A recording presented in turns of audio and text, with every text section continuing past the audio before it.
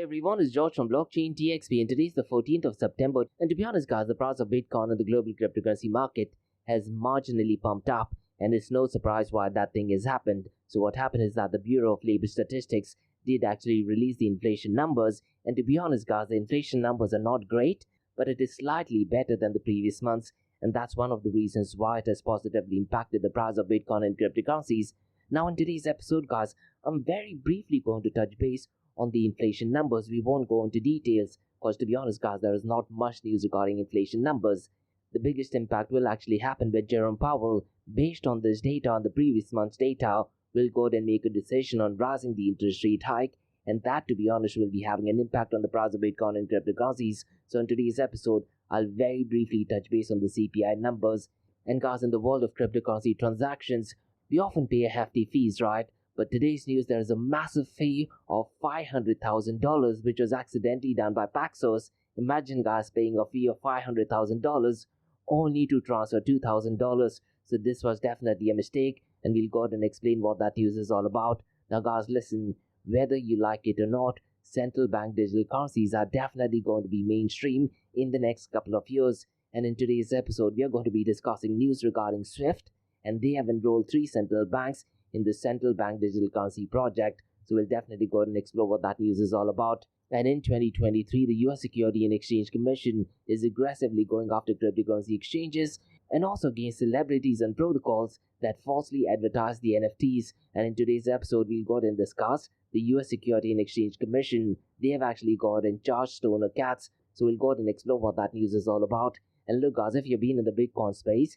you would actually know this narrative that Lightning Network is the next biggest innovation, and the news surrounding Lightning Network is that Coinbase is actually planning to integrate Lightning Network. So we'll go ahead and look at what that news is all about. And look, guys, Lightning Network might be lightning years away from mainstream adoption, but if you want my honest opinion, guys, I definitely do feel that the right narrative should be Lightning Network, not blockchain. Now, guys, like we do in every Crypto and Coffee a Day podcast, I'm going to be discussing 2 news from Dubai, UAE, and the Middle East. And the first news, guys, is to do with a partnership, and the partnership is between Do and Hashgraph Association, and looks like they are planning to revolutionize blockchain solutions at Envision 2023. So we'll definitely go ahead and explore what that news is all about.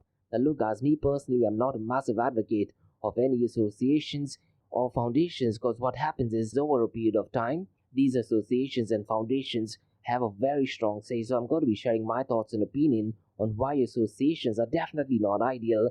And Bitcoin, guys, to be honest, has always had an allergic reaction to associations and foundations. So I'm going to be sharing my thoughts and opinion on it. Now, the second news, guys, has to do 100% with artificial intelligence. And the news is all the way from the Kingdom of Saudi Arabia. And the news is that Mosin and Bayan Credit Bureau are collaborating to boost financial industry development in the Kingdom of Saudi Arabia. So I'll go ahead and explore what that news is all about. And guys, pretty soon I'm going ahead and launching a series on artificial intelligence called as the AI Frontier DXB. Now, if you do want to be a part of it, drop me an email to info@blockchaindxb.com. So quite a lot to cover, guys, in today's episode. So let's kickstart with it right away. Welcome to the Crypto and Coffee at 8, the daily podcast that keeps you up to date on all latest developments in the world of cryptocurrencies, blockchain, and NFTs. Join us Monday to Friday as you kick off your day with a cup of coffee and a deep dive into the exciting and rapidly evolving world of digital assets. We'll cover the latest news and trends in the cryptocurrency and blockchain space, as well as delve into the growing world of NFTs or non-fungible tokens and metaverse. Plus, we'll keep you updated on the latest developments from Dubai, UAE, and the wider Middle East region. Whether you're a seasoned crypto enthusiast or just getting started, Crypto and Coffee at 8 has something for you. Our expert host will provide insight and analysis on the most important topics in the industry and help you stay up to date on the latest developments. We'll bring you interviews with leading figures in the crypto and blockchain space and explore the ways in which these technologies are changing the world around us, from the impact on traditional financial systems to the potential for revolutionizing industries and transforming societies. We'll cover it all on Crypto and Coffee at 8. So tune in and join us for a daily dose of Crypto and Coffee at 8, and let's stay ahead of the curve together. We'll start your day off right with the most important news and insights from the world of cryptocurrency, blockchain and the metaverse and help you navigate this exciting and rapidly evolving landscape. In Crypto and Coffee a Day, the daily podcast covers the latest developments in the world of cryptocurrency, blockchain and the metaverse. We'll also bring you updates on the latest news from Dubai, UAE and wider Middle East region. This also includes a range of topics such as developments in the local and blockchain industry, including new projects and initiatives, regulatory updates, and policies related to cryptocurrency and blockchain in the region, local and regional events and conferences focused on crypto and blockchain, interviews with leading figures in Dubai, UAE and Middle East crypto and blockchain community, coverage of any significant news or events related to cryptocurrency and blockchain in the region. By covering these local and regional developments, in addition to the wider world of cryptocurrency and blockchain, Crypto and Coffee a Day aims to provide a comprehensive overview of the industry and its impact on the Dubai, UAE and Middle East region. Now before we kickstart today's episode, I have an important message, so check this out. Thank you to our sponsors for being part of the Blockchain DXB journey. Firstly, Advanced Media. Advanced Media, guys, is the largest distributor of professional video, photo, broadcast and cinematic equipment and accessories in the Middle East and MENA region. With over 2 decades of experience, Advanced Media is now the largest distributor in the Middle East, representing more than 100 recognizable brands, including brands such as Zeiss, DJI, Hasselblad, Red and Rode. As a matter of fact, guys, the very mic that I'm recording is being sponsored by Advanced Media as well, and Advanced Media has showrooms in Saudi Arabia and services as well. Looks like they're definitely taking the Middle East by storm. And here's the beautiful thing, guys, they're taking corporate social responsibility very seriously, and they're focusing on 3 P's, that is people, planet and prosperity. Now listen, guys, if you do want to find out more information regarding the statement of corporate social responsibility, check out the website, that is www.amt.tv. And here's the beautiful thing, guys, they also want to be a leader and set an example and reputation as a pioneer and member of the community. And in doing so, guys, they also have an AMT scholarship with SAE Institute in Dubai, UAE, so definitely check it out. And also, guys, Advanced Media is committed to persistently developing, organizing and hosting training workshops, seminars and community events that educate, inform and familiarize consumers with new equipment and the latest technological advances. So listen, guys, do one thing. If you do want to support this channel, go to the website, that is www.amt.tv, and follow the social media channels as well. All of the details are in the show notes below. Next, Shalhoub Group, a luxury retail and distributor which is headquartered in Dubai, are getting into the NFT game. And here's the deal, guys. They are not just getting into the NFT and metaverse space, they are going to be shaping the NFT, metaverse and Web 3.0 space, which I believe is excellent not just for Dubai and UAE, but also for the global cryptocurrency community as well. And guys, Shalhoub Group's Web 3.0 sneaker brand called Soulmates revealed their first NFT collection on the 12th of April. Now what is really interesting is that it's called as Soulmates, so it's spelled as S for sugar, O for orange, L for Larry. Now instead of E, they've replaced it with Web3 and it is the number 3, mates.xyz. And guys, listen, Shalhoub Group has over half a century's worth of experience in luxury goods, and them getting into the NFT space is a massive deal. Now if you're a sneakerhead, you definitely need to check out soulmates.xyz. And once again, guys, the number is 3 instead of an E. It has all the information, and in the show notes below you'll get all the information. And listen, guys, if you want to be an early adopter, you can also pre-mint it at www.premint.xyz/soulmates. So definitely check it out. And they have a Discord community as well. And guys, Nick, who is the head of corporate innovation at Shalhoub Group and also the co-founder of Soulmates, has a WhatsApp group where he constantly provides updates in the area of NFTs, Metaverse and Web 3.0. So guys, check out soulmates.xyz and be part of the Soulmates OG NFT that is definitely going to shape the industry. Next, listen guys, there are 3 things I'm absolutely passionate about. One is death metal, ice cold beer, and the third one is extreme sports, and that is Tough Mudder. And Tough Mudder, guys, is a series of obstacle and mud runs that'll push your physical and mental limits without the pressure of competition. It's essentially a community that is built on teamwork and overcoming obstacles, where stepping outside of your comfort zone is the actual reward. And my big question is, guys, when was the last time you did something wild for the very first time? Now listen, guys, Tough Mudder Arabia has a formidable team, and one of the events does actually take place on the 14th of October, And Tough Mudder Arabia, guys, is putting across a series of events this year and next year. And the first big event take place on Fujairah Adventure Park on the 14th of October. So look at the show notes below. You'll find the registration link. And if you're someone who's in Dubai, there are 2 days of back-to-back Tough Mudder events as well that takes place on the 11th and the 12th of November at the iconic Jebel Ali race. And finally, guys, in the second quarter of 2024, there's a massive event taking place in Ras Al Khaimah, and that takes place on the 20th of April 2024. Now listen, guys, if you want a season pass, it is at a discounted price. So look at the show notes below for the discounted price. And guess what, guys, they have 2 different distances as well, 5 kilometers and 10 kilometers. And if you have kids, get your kids along. So check out the show notes below to find out more information regarding Tough Mudder Arabia. Next, Startup OI is global one-tech platform for tech. It offers global high-paying tech jobs with flexibility in working time and location, global free tech events, and tech networks to connect with global like-minded engineers. A brilliant platform to listen to the tech experts in Metaverse and to grab their insights. Now listen, all you have to do is download the app Startup OI. If you're using an Android version, go to Google Store and App Store for iOS devices. Alternatively, you can also click on the show notes below to download Startup OI. Next, guys, listen, if you're into fitness, if you're into adventure, if you want to do something wild but still want to keep your health in check, there is a new podcast in town, a podcast focusing on obstacle course race in the Middle East. The podcast is called the Race Pace Podcast. So check out the Race Pace Podcast across all leading platforms.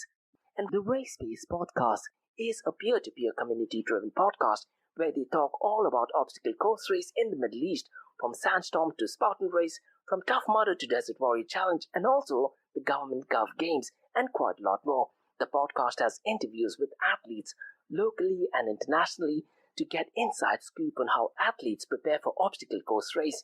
In the podcast, they also talk about interesting stories on why they are motivated to do obstacle course race. And that's not all. They also plan to release 7 NFTs. And these NFTs are no ordinary. These NFTs will represent every emirate in the UAE. And listen, guys, these NFTs are going to be absolutely massive. So do one thing, go to Spotify, go to iTunes, go to any leading podcasting platform and search for Rise in the Obstacle Course Race podcast. And finally, guys, not your keys, not your crypto. If you have dabbled with cryptocurrencies and now are seriously getting to protect your cryptocurrencies, there is no better way to protect it by using a hardware wallet. And this is where Ledger Wallet kicks in. And Ledger Wallets are hardware cryptocurrency wallets made by Ledger, a company headquartered in Paris, France. And Ledger's hardware wallets are multi-currency wallets that are used to store private keys for cryptocurrencies offline. And Ledger offers 2 hardware wallets, the Ledger Nano and Ledger Nano X wallets. They are world-class experts with extensive crypto security backgrounds. They continuously look for vulnerabilities in Ledger products in a constant effort to improve the level of security. Now, in today's world, securing these digital assets is a critical challenge, and this is where Ledger kicks in. So click the link below to buy your hardware wallet and support this podcast. It is a brilliant way to support this podcast. So what are you waiting for? The link is in the show notes below. Now, guys, since we've taken care of that, let's kickstart by looking at the global cryptocurrency market. Now, mind you guys, right now, if you look at the global cryptocurrency market, most of the cryptocurrencies are looking green since the last 24 hours. So we'll definitely go ahead and explore why that thing has happened. And it's no surprise, guys, because the CPI numbers are out and looks like the inflation is slowing down, but definitely not the best. And that, to be honest, is the reason why the price of Bitcoin and cryptocurrencies has pumped up. And if you look at the global cryptocurrency market, guys, it is at $1.05 trillion. And since the last 24 hours, it is marginally up by 1.54%. And if you look at the total cryptocurrency market volume over the last 24 hours, surprisingly, it has gone down and it is down to $27.8 billion. As a matter of fact, it is down by 13.44%. So it looks like, since the last 24 hours, a lot of people have actually gone ahead and purchased cryptocurrencies. Now, if you look at the volume on DeFi, guys, the 24-hour volume is well below the $2 billion mark. It is only at $1.85 billion. And DeFi, guys, accounts for 6.66% of the total crypto market 24-hour volume. Now, guys, if you look at the total value locked of DeFi protocols, guys, it is not doing good at all. It is only at $37.53 billion. And, guys, if you listen to some of my episode at the beginning of this year, I was really hoping at the second half of this year, or most likely by the last quarter of this year, the total value locked definitely pumps up and is somewhere in the range of $60 to $80 billion. But to be honest, guys, looking at these numbers on a daily basis, I definitely don't think so that is going to be possible. Now, so far as the total value locked is concerned, Lido is still dominating and $14.05 billion is locked in this protocol. And guys, since the last 3 days, the decentralized exchange to centralized exchange dominance is definitely looking good. It is definitely not the best, but it is definitely much better than the previous weeks and months as well. Now, as of today, 14th of September, the decentralized exchange to centralized exchange dominance is 15.82%. Now, guys, let's quickly run through the 24-hour volume of decentralized exchange, because Uniswap's volume has gone down since the last 2 days. Today, it is at $683.8 million. PancakeSwap, guys, is at $245.45 million. Core Finance is at $116.2 million. Maverick Protocol at $101.19 million, and Dodo at $101.07 million. Now, what I think is, guys, because of the time difference between, let's say, Dubai and the Western countries, it could be possible that when the Bureau of Labor Statistics did actually go ahead and announce the interest rate hike, I might have looked at the data probably after a few hours, and that's one of the reasons why the volume is not looking right. Ideally, if you were to compare these volumes yesterday, it would make a lot of sense, because yesterday was when the inflation numbers were out, so just bear that thing in mind. Now, guys, let's quickly run through the volume of stablecoins, because to be honest, guys, the volume is ridiculously low. It is only at $25.98 billion, and stablecoins, guys, is accounting for 93.44% of the total crypto market 24-hour volume, and out of this $25.98 billion, Tether USDT is accounting for $20.76 billion. So look at the difference, guys. The total cryptocurrency market volume is $27.8 billion, and out of that, Tether USDT is accounting for $20.76 billion. Definitely not looking good. And Circle USDC's volume is $3.24 billion, and Binance BUSD's volume, guys, is well below the $1 billion mark. It is at $714 million. Now, guys, the positive matrix is that of the market cap of Bitcoin. It is definitely crossed the $510 billion mark. It is at $512 billion. And to be honest, guys, it is only because the inflation numbers are looking good. Most likely, people have gone ahead and bought a lot of Bitcoin and Ethereum as well. Because to be honest, guys, Ethereum's market cap is also pumped up, and it is at $194.7 billion.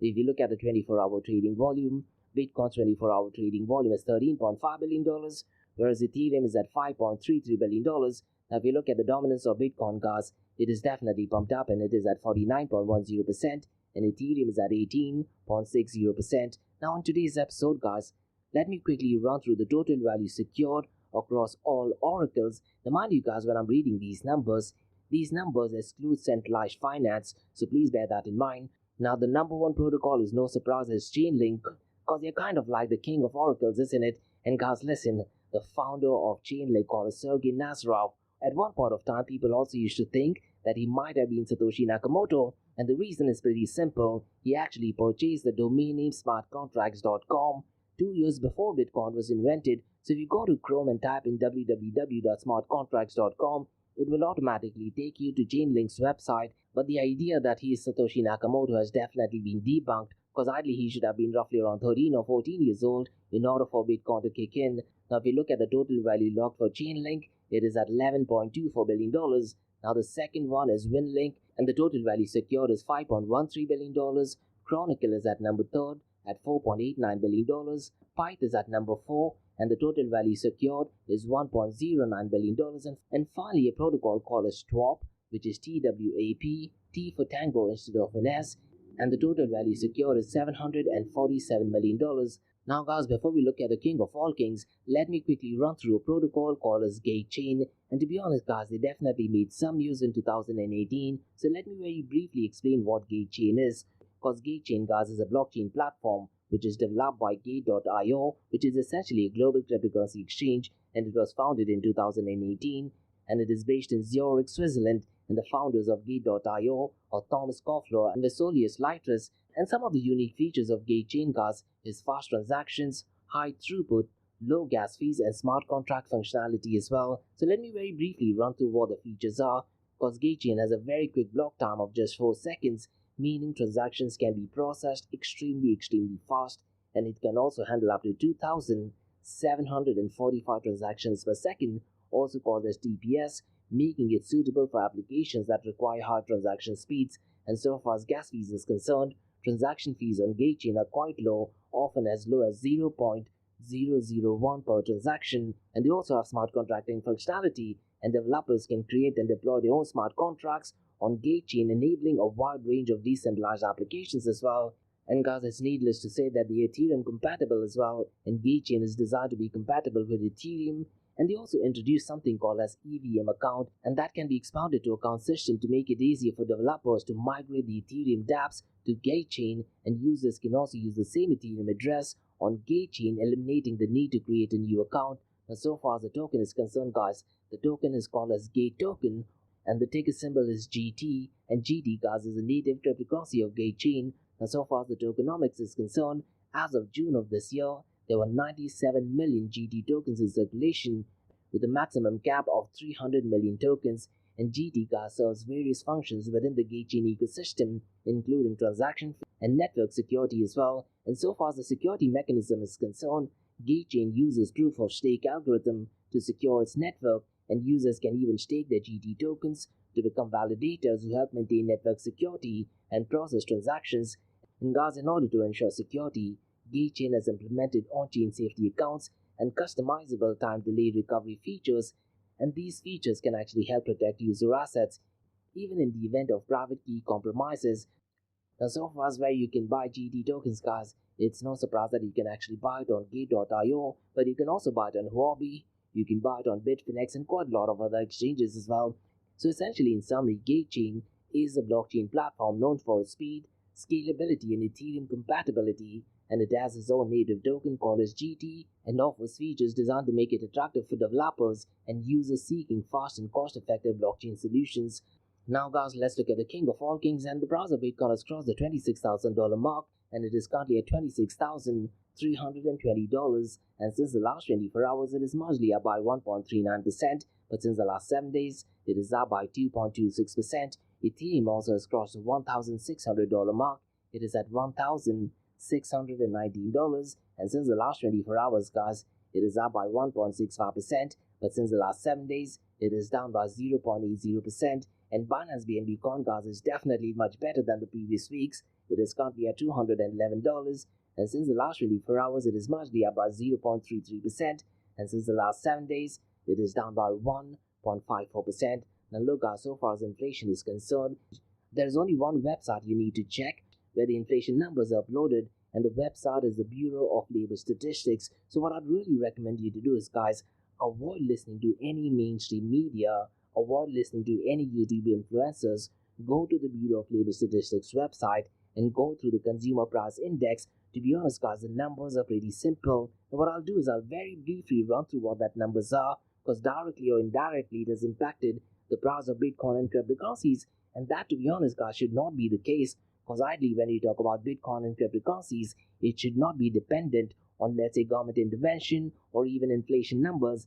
And unfortunately, the fact is Bitcoin and cryptocurrencies have not proven to be a safe haven during times of inflation, during times of war, and even during times of COVID-19 as well. And so far as the inflation numbers is concerned, guys, what the data via Bureau of Labor Statistics states is that in August of 2023, the Consumer Price Index for all urban consumers increased by 0.6%, following a 0.2% increase in July. And over the past year, all items saw a 3.7% increase in prices, so definitely not looking good. So if you go to the website, guys, it actually shows you different areas such as gasoline, rent, food and energy, and different areas, how inflation has been impacted. Now, I really don't want to get into this because, to be honest, guys, this news does not make a lot of sense, but based on this information, Jerome Powell is going to go ahead and make a decision whether he wants to go ahead and increase the interest rate hike, and most likely, guys, on the 19th of this month, Jerome Powell will be going ahead and increasing the interest rate hike. And to be honest, guys, I do feel that that news will impact the price of Bitcoin and cryptocurrencies much more than the inflation numbers. But if you do want to find out the information regarding inflation, go to the Bureau of Labor Statistics website and read through the numbers.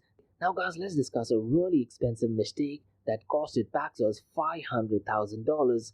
So what happened is that Paxos did try to send $2,000 worth of Bitcoin, but because of a human mistake, they actually went ahead and paid $500,000. and Paxos did actually confirm that it is responsible for $500,000 mistake, and the account actually paid $500,000 to move $2,000 worth of Bitcoin, and that was an error 100% by Paxos server.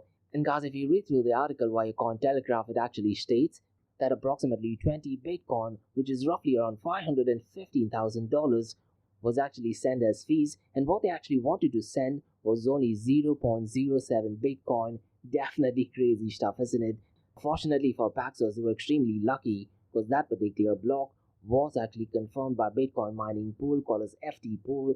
And FT Pool guys, they were extremely considerate, and the FT Pool's management did actually offer to return the funds to whoever sent the transaction if a claim was made within 3 days. And Paxos definitely went ahead and claimed that. But what I'm thinking is, guys, imagine the guy who actually tried to do it and what kind of a reaction his immediate boss or the company would have been done. I'm pretty much sure he might have been fired, whether the mistake was done intentionally or unintentionally. And guys, listen, one of the basics of Bitcoin is when you send transactions via Bitcoin, the fee is not determined on the amount, rather it is determined based on the transaction speed. So you can send, let's say, $10 billion worth of Bitcoin, and the transaction fees could just be, let's say, a couple of cents as well. It depends on the time as opposed to the amount that we have in fiat currencies.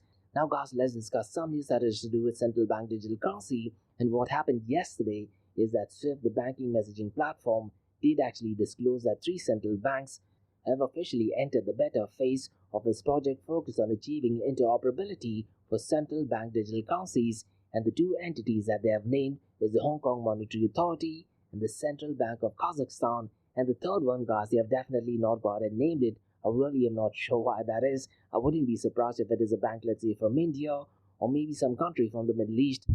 And what the news is that all 3 banks have integrated their infrastructure with Swift's solution, and the solution is called a CBDC connector solution, and they're going to be using that for direct testing.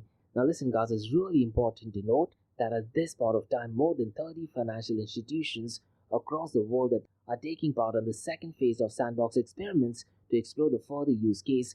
And according to the article, guys, which is published by Swift, it actually states that the Atlantic Council has 130 countries representing 90% of GDPs, and they are also exploring central bank digital currencies. And 19 of the G20 countries are already in the advanced stages of central bank digital currency development, with 9 already in pilot. However, guys, there is potential that this development could lead to a fragmented landscape across borders as most countries focus on domestic usage. Now listen guys, whether you like central bank digital currency or not, central bank digital currencies are definitely going to go mainstream, let's say 3 to 5 years from now. Now my suggestion is pretty simple guys.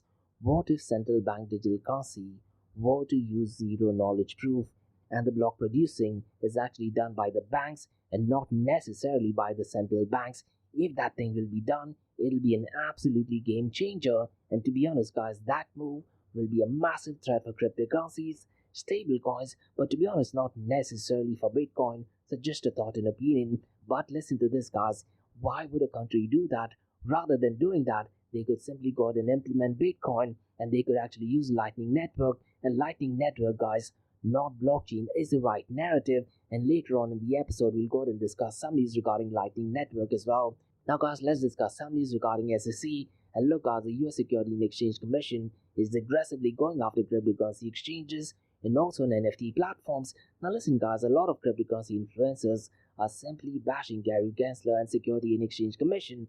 Unfortunately guys, the US Securities and Exchange Commission are definitely doing the right thing, and they have actually charged Stoner Cats with conducting an unregistered offering of crypto asset securities in the form of perpetuated non-fungible tokens that actually raised approximately $8 million from investors to finance an animated web series called Stoner Cats.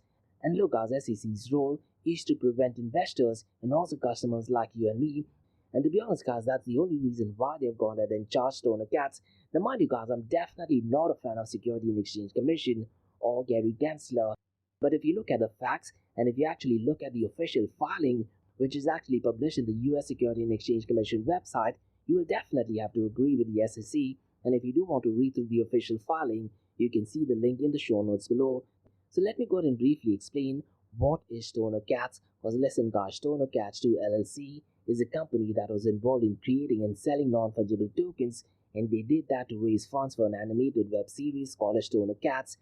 And at this point of time, guys, I'm pretty much sure you know that NFTs are digital assets that represent ownership or proof of authenticity of unique items, and in this case, it's related to the web series. So the big question, guys, is what is it that Stoner Cats did because of which SEC has gone ahead and charged them? And listen to this, guys. Stoner Cats 2 LLC conducted what the Security and Exchange Commission in US considers an illegal fundraising activity, and they sold more than 10,000 NFTs to investors for approximately $800 each, and these NFTs were marked as having potential future value, and they also encouraged people to buy and sell them on secondary markets, and they also set up a system where they would receive 2.5% royalty for each resale transaction of these NFTs. Now look, guys, this is clearly a security, isn't it? So the next question, guys, to be honest, is not surprising as to why the SEC is involved, because the SEC is a government agency responsible for regulating securities market and protecting investors. And in this case, they got involved because what they believe is that what Stoner Cats 2 did constitute an unregistered offering of crypto asset securities, which is against the law. And in essence, guys, the Security and Exchange Commission says that these NFTs should have been treated as investment contracts or securities, and Stoner Cats, guys, should have followed certain legal procedures before selling them to the public. It is black and white, isn't it? And to be honest, guys, the Security and Exchange Commission found that the Stoner Cats 2 marketed these NFTs as investments by emphasizing potential profits, the involvement of well-known actors in the web series, and Stoner Cat's expertise in the industry, and they also highlighted the resale value of NFTs, which they claimed would increase if the web series succeeded, and the Stoner Cat 2 actions led investors to believe that they could make money by buying and reselling the NFTs.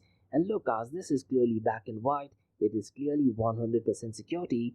So the big question, guys, is what are the consequences for Stoner Cats 2 LLC? And Stoner Cats 2 LLC did actually agree to settle with the Security and Exchange Commission without admitting or denying the SEC's finding. And as part of the settlement, they have agreed to pay a civil penalty of $1 million. They've also established a fair fund to return the money that affected investors spent on buying these NFTs. Additionally, guys, they are also required to destroy any unsold NFTs in their possession or control, or inform the public about SEC's order on the website and social media channels as well.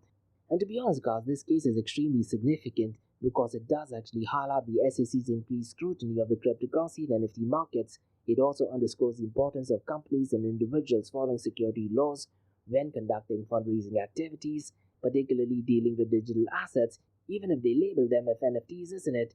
And it is a stark reminder that the SEC is actively monitoring these emerging markets to protect investors and maintain the integrity of financial markets. Now, to be honest, guys, as much as I dislike saying it, I do have to side with US Security and Exchange Commission on this. Now, guys, let's very briefly discuss some news regarding Lightning Network. And Coinbase's founder and CEO Brian Armstrong did actually confirm that the company is in the process of integrating the Lightning Network. And essentially, guys, Lightning Network is a second layer scaling protocol for Bitcoin blockchain. And Brian Armstrong did actually stress the significance of Bitcoin, describing it as the most crucial asset in the cryptocurrency space. And it's no surprise, guys, because a few days ago in my Crypto and Coffee Day podcast, I did talk about out of 88,000 people who became millionaires in cryptocurrency, more than 40 or 42,000 people were from the Bitcoin space as well. Now, we actually mentioned via Twitter that integration of Lightning Network would be a complex task and it will take some time to accomplish. And Roger Ver, is one of the biggest advocates of Bitcoin, also called as Bitcoin Jesus, who's probably done more for the Bitcoin space than probably anyone else, probably more than anyone else combined. He's not a massive advocate of Lightning Network. He has often said that Lightning Network is lightning years away from mainstream adoption. And Roger Ver, was actually a massive advocate of increasing the block size, and that was one of the reasons why there was massive chaos between business developers and software engineers, and because of which we did actually have a fork of Bitcoin. So right now we have Bitcoin Core, and we have Bitcoin Cash, and then we have Bitcoin Satoshi Vision, and quite a lot of other. Now, guys, let's discuss two news from Dubai, UAE, and the Middle East. And the first news, guys, is that Do and Hashgraph Association are partnering to revolutionize blockchain solutions at Envision 2023. Now, if you're someone who's in Dubai, you'd already know what Do is.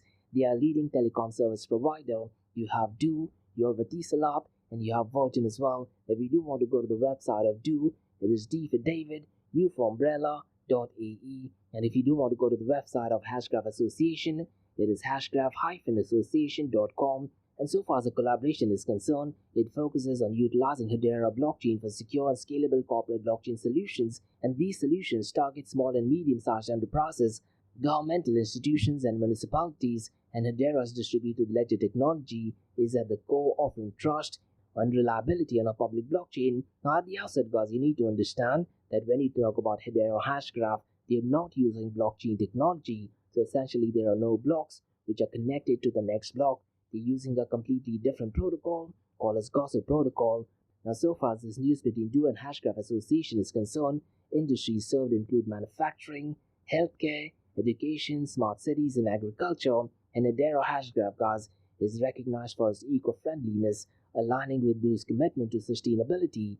And Do, guys, aims to be a leader in ecological responsibility within the telecommunications sector, and this partnership has the potential to revolutionize industries and drive digital innovation as well. And Do, guys, is a vital part of UAE's economic and digital transformation, and Do, guys, is dedicated to enhancing telecom experiences for consumers and enterprises. Now look, guys, going back to 2015 and 16, Do used to be a massive advocate of Bitcoin and blockchain as well, so there was quite a lot of Do being actively involved in the cryptocurrency space. This was briefly before the Dubai blockchain strategy as well, and so far as this news is concerned, guys, their services include smart city infrastructure, enterprise ICT solutions, government communications, secure data solutions, and home entertainment as well. And so far as Hashgraph Association is concerned, they support training and education across various industries, and they aim to empower the public with a Hedera-powered enterprise-grade solution. And the association, guys, is a non-profit and fund innovation, research and development, and their focus is on economic inclusion with a positive environmental, social, and governance (ESG) impact. This is an area, guys, which I definitely do not agree to, and I'll talk about that in a minute. Now, so far as this news is concerned, Do's partnership with the Hashgraph Association aligns with digital transformation goals, and the collaboration seeks to provide secure and efficient blockchain application. And this partnership holds promise for a more connected and sustainable future in the digital landscape. Now, listen, guys, this news might sound great, but as I mentioned at the beginning of the episode, I am not a fan of associations, and Bitcoin and open blockchain, they've always had severe allergic reaction to, let's say, associations and foundations. So let me go ahead and share my thoughts and opinion on it. Whether you agree to it or disagree to it, mention them in the comments below. And the first point, guys, is regarding centralizations, because associations can centralize power, contradicting the decentralized ethos of open blockchain. The second point is loss of autonomy, and joining an association, guys, would actually mean that they may actually limit project autonomy due to rules and standards, and this is where the point of ESG kicks in as well. Let's say if there is a project that does not follow the ethos of ESG, are they allowed to participate in it? Based on what I'm reading, definitely does not look like. The third point, guys, is conflict of interest, and associations, guys, may prioritize the interest over the networks, and we can talk about geopolitical situation, and we can also look at the whole woke ideologies that is currently taking place, isn't it? And the fourth negative part about associations connected to cryptocurrency and blockchain is exclusivity, and some members of projects may receive preferential treatment, reducing fairness as well. The fifth point, guys, is regarding reduced transparency. But when you talk about associations and foundations, closed-door decisions can actually erode community trust, and the associations and foundations may go ahead and take one step further, leaving the community behind. The next point, guys, is regarding dependency, and projects can actually become only reliant on association for resources, and I strongly believe on these points, guys. The next point is barriers to entry, guys, and this is where membership fees kicks in as well. And even in Dubai, you have crypto oasis, but you need to pay a membership fees in order to go out and get some benefits. And so far as associations and foundations are concerned, membership fees or requirements may actually hinder smaller projects for participation. And mind you, guys, these all associations or foundations might sound good, but unfortunately, when you talk about Bitcoin and cryptocurrencies, they definitely do not have any room in that. Even points like inflexibility, guys, because associations may actually struggle to adapt to changing market conditions, and the fact that they're actually merging with Hedera Hashgraph, which by the way has the software patented, so it's definitely not open source as well. And the next two points, guys, I'd like to talk about is loss of community control, because listen, guys, once you have associations and foundation, community governance can diminish with the association's involvement, and the associations or foundations, they will go ahead and manage most of the thing. And if you look at the board of directors of associations and foundations, they're often people who are multimillionaires or billionaires. And the final point, guys, is regarding loss of trust. and associations can be actually perceived as self-serving, and that can actually erode community trust. Those are my thoughts and opinion on it, guys. Whether you agree to it or disagree to it, mention them in the comments below. Now, guys, the next news that I'm going to talk about has only to do with artificial intelligence, and the news is that Mosin and Bayan Credit Bureau are planning to collaborate to enhance the financial industry in Saudi Arabia, and the collaboration aims to improve access to finance for SMEs. And this news, guys, actually aligns with the goals of Financial Sector Development Program of Vision 2030, and the memorandum of understanding was actually signed by Mosin CEO Dr. Mohammed Al Hussein and Bayan CEO Engineer Mohammed Bamagadam, and the partnership, guys, supports private sector growth and SME financing in Saudi Arabia, and it reflects dedication to Vision 2030's objective for a resilient financial sector. And the CEO of Bayan Credit Bureau did actually emphasize the partnership's commitment to supporting the business sector, and the number of SMEs in Saudi Arabia has doubled to 1.14 million since the initiation of 2030, and Dr. Mohammed Al Hussein highlighted the dedication to financial inclusion of private sector expansion, and Mosin through FOCAL, that is FOCL, will play a leading role in strengthening the kingdom's financial industry. And FOCAL, guys, by Mosin is actually specializing in identifying, measuring and mitigation risks, and this is where artificial intelligence kicks in. And FOCAL, guys, has conducted over 2 billion checks to enhance customer experience and compliance, and FOCAL, guys, was recognized as one of the top 200 fintech companies globally, and it also received a top 25 award in the digital business solutions category by Statista and CNBC as well. And so far as the collaboration is concerned, guys, it is aimed at advancing the financial industry in Saudi Arabia, and it is definitely aligning with Saudi Arabia's 2030's goal for economic growth and financial inclusion. Now, so far as Bitcoin and cryptocurrency is concerned, guys, where do you think cryptocurrency and blockchain technology could actually merge? What I can think of is, so far as data is concerned, they can maybe go and securely store the data in an open blockchain, and so far as artificial intelligence is concerned, it can definitely have leaps and bounces in it, because in my episode yesterday I talked about US Security and Exchange Commission. They were also using artificial intelligence to identify and mitigate risks. So definitely positive news. And that's about all, guys, from Crypto and Coffee Date from Blockchain DXB. In case if you guys have any feedback or suggestions, drop me an email to info@blockchaindxb.com. Check out my website www.blockchaindxb.com, and also check out my website area2071.com that talks everything about metaverse. And guys, if you like listening to this podcast, please click on the follow button, give it a 5-star rating, and share the word across. Now, for the next few minutes, it's going to be an Ask Me Anything series where you listeners can ask any questions regarding Bitcoin, blockchain, beyond blockchain, cryptocurrencies, NFTs, DeFi, and metaverse. So let's kick start with the Ask Me Anything series.